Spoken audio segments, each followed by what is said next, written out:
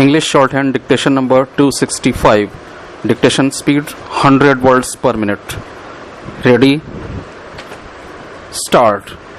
We associate globalization with the free movement of capital, labor, goods and services across national borders.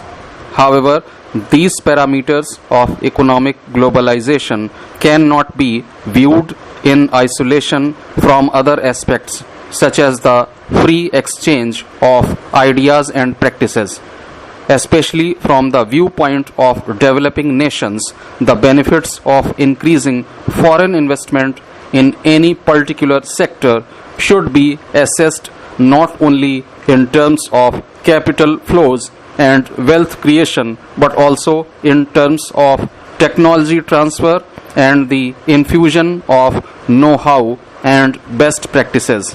From this perspective, the legal systems in various countries have a lot to learn from each other, both in terms of institutional design and the evolution of substantive laws.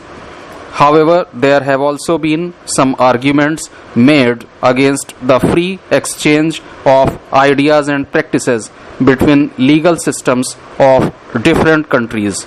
In this note, I would like to briefly comment on the linkages between increasing globalization and the law. One approach for examining these linkages is to survey the legal challenges thrown up by the changing socio-economic conditions. With increasing trade and investment across borders, it is important for all nations to be sufficiently invested in the multilateral processes of rule making and dispute resolution, while at the same time offering a balanced response to the resulting complexities through our domestic legal systems. The reverse linkage is, of course, the impact of globalization on our respective legal systems.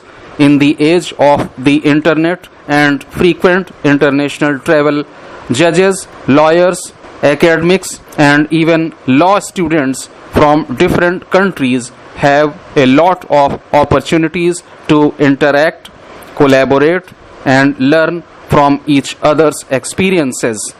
In particular, I would like to comment on the growing importance of fields such as comparative constitutional law. Until a couple of years ago, much of discourse about the legal challenges arising out of economic globalization was centered on the multilateral efforts to promote international trade and investment. In this regard, there has been considerable scholarship on the dispute resolution functions of the World Trade Organization, as well as the role of arbitral institutions which facilitate dispute resolution in the event of commercial disputes between private parties located in different national jurisdictions. There has also been some attention given to the settlement of investment disputes between foreign investors and host governments. Hence, themes such as international trade law and investment law have become quite prominent in legal exchanges. However, the collapse of several financial institutions in recent times highlights the need for paying more attention to strengthening our domestic legal and regulatory systems before shifting the focus to multilateral negotiations and rule making.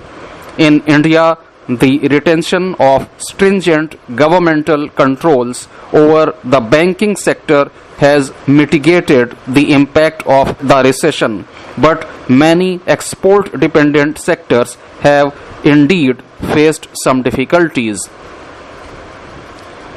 For a country like ours, where financial sector reforms began only in the 1990s, there is an obvious need to adopt a pragmatic approach towards international trade and investment.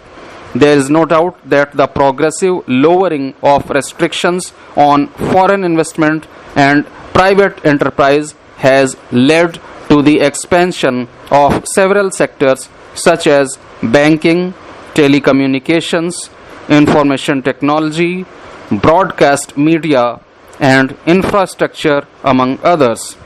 The inflow of foreign capital and firms in these sectors has undoubtedly created many jobs, shaped an environment of competition, and increased the choices available to consumers. The expansion of these sectors has also created regulatory gaps which have been addressed through the creation of independent regulatory agencies. The task of these independent regulatory agencies is to assist in the formation of policies and devise rules to ensure a fair balance between the interests of service providers, consumers, and the government. Several specialized tribunals have also been set up for sectors such as telecom, securities regulation, and competition law to expeditiously decide disputes relating to these areas. However, there is no consistent correlation between the quantitative growth of foreign trade and investment on one hand and the indicators of social welfare and inclusive development on the other hand. Many economists have argued that the progressive financial sector reforms have only benefited the traditionally elite sections of society and that the trickle-down benefits for the masses have been negligible. Some have even argued that the forces of economic globalization have actually widened the existing socio-economic inequalities.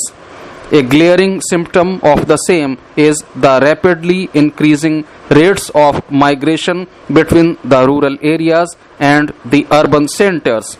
Cities such as Delhi, Mumbai, Bangalore, and Hyderabad, among others, have grown exponentially on account of the expansion of the services sector, which creates both well-paying jobs for qualified professionals as well as low-end jobs in the informal sector.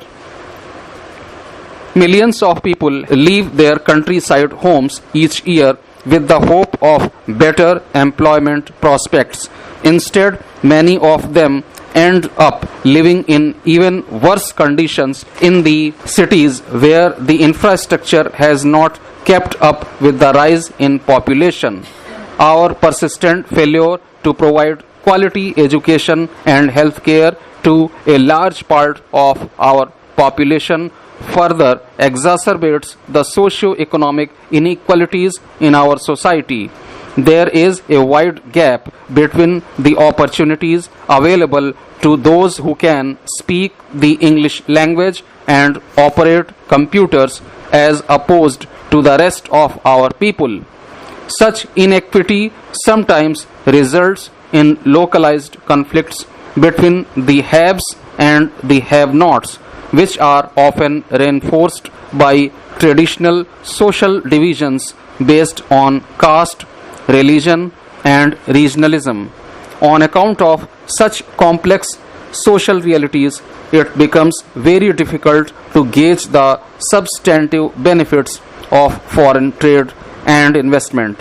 In such a scenario, the onus is on the government and the legal system to devise strategies for ensuring a more equitable distribution of the pie.